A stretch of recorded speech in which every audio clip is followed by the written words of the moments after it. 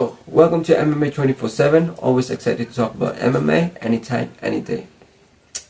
So UFC 317 was 5 days ago, and you know, I wasn't quite excited with the fight card.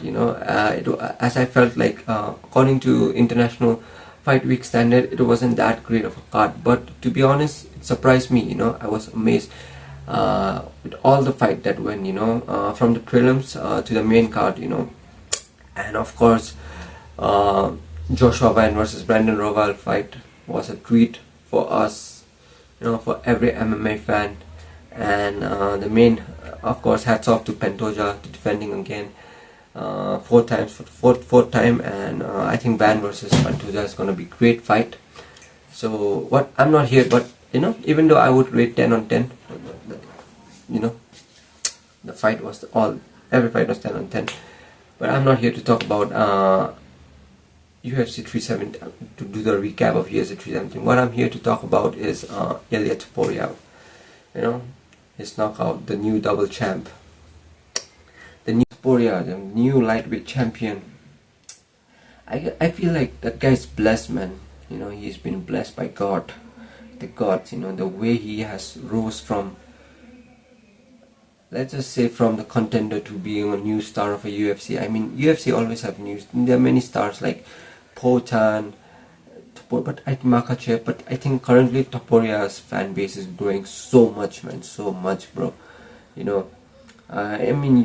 like, I think after Conor McGregor's era, and I'm happy that I got to experience both McGregor's star days and Ilia Topuria's, man. I'm happy, man.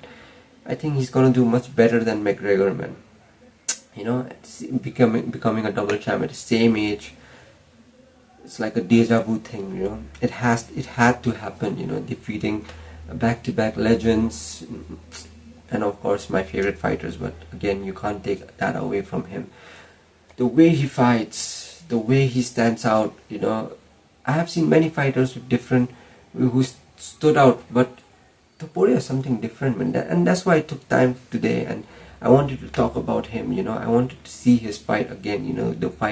The way he fights, the way he studies his opponent, his style, everything, man, everything. So last fight in his fight against Charles, I was amazed the way he fought. I was gutted, of course, but the way he fought, the way he carries out himself, the way he stands himself out, he's a not just a champion, he's a star in UFC, I guess. I mean, amazing, man. And the way he fights, the way he shadows his opponent, the way he studies his opponent switching stance and there attacking, all these things, that's how he defeated Max Holloway. That's how he defeated Alec Volkanovski.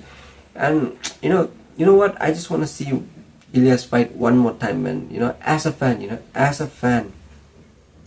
I think as a fan, even though I want to see more of Ilia, but as a fan, I want to watch his fight, watch him knock out Charles Oliveira. I have to accept the fact that he knocked out, Charles Oliveira, but as a fan, I want to watch his fight again, and I just want to study, I just want to study, and how every one of us who is into martial arts, boxing, you can study his style and use it, So let's check this fight one more time. Let's do some breakdown, and let's just watch Ilia's technique, man, the way he fights. Fuck. So let's. So see, Ilia you see the feint, the jab, and then Charles throws that uppercut, tries to grab him, clinch him. That's what he does, but again he gets away from that. Now he's moving, the way he moves so light on his feet. And Charles is talking. Charles does what he does, constantly moving forward, and that's what I thought would be enough to defeat Charles. So now he's feinting again, jab to the body. That's what I loved about it. Now he's gonna throw one more jab in the face, and Charles gonna come. Yeah, I've started this fight, so Charles gonna come forward. He throws there. You see, you see this, the moment. Okay, that's enough. Way Ilya throws is like, you know, he he generates all his power, like, just like boxers, from his feet, and he lands, and that cracked Charles out, and that's where I felt like Charles was knocked out the moment I saw in the fight, and Charles was knocked out then and there.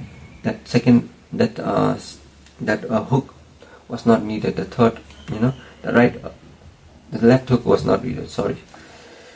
So that's what fascinates me, man. That's what impressed me of Ilya, the way he studies his fighters. He knew that Charles was gonna confront. The way he studies his fighter like hell. Even in Max Holloway fight, also, when I didn't notice then, but now after breaking down this fight from previous video. So and even his hooks, it's like boxers, how boxers throws. Mostly MMA fighters, if you notice, their hooks are, they throw it with their hands, they throw it like this, but Ilya's hook is more of like, he twists, the way he throws is like with a twist, his hips are twist. And yeah, man. And so Ilya's a new champ again. Congrats to him as a fan of the sports. But now the question is, how are you gonna defeat Ilya? How are the next lightweight contenders are gonna defeat Ilya? Grab him with a scruff of the chest and slap that little nose off him, yeah? How do you defeat a guy like Ilya Topuria, man? Because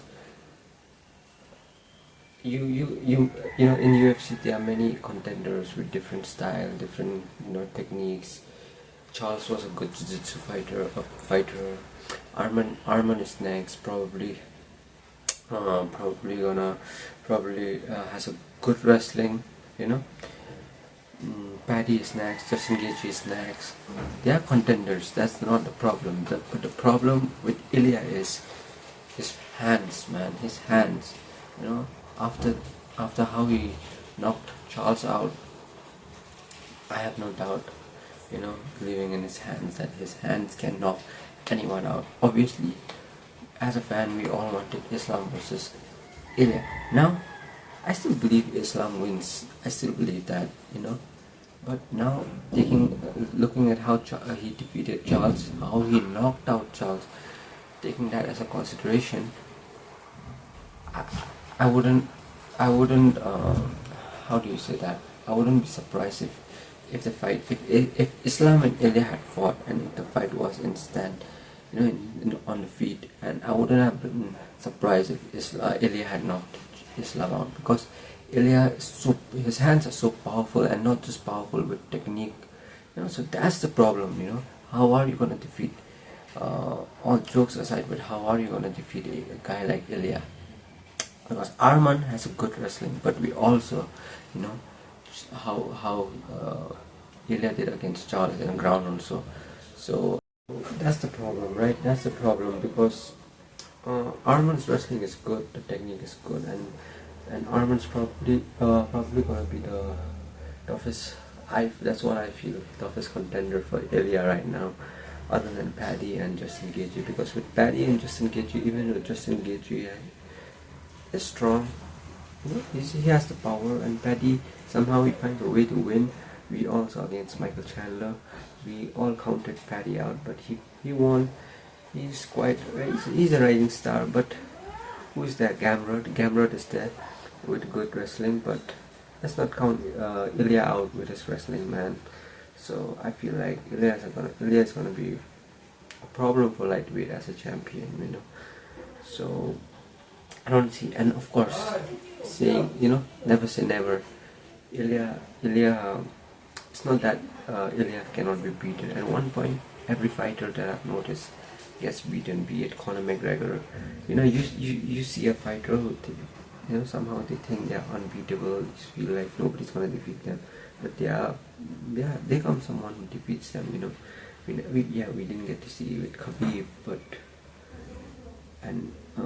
so I'm not saying Ilya can never be beaten, but again, I wouldn't be surprised if Ilya goes with an undefeated, if he retires early like Khabib and with undefeated record. So Ilya is a problem for lightweight, and I'm fascinated. I'm excited to see Ilyas run in lightweight. So that's it for today.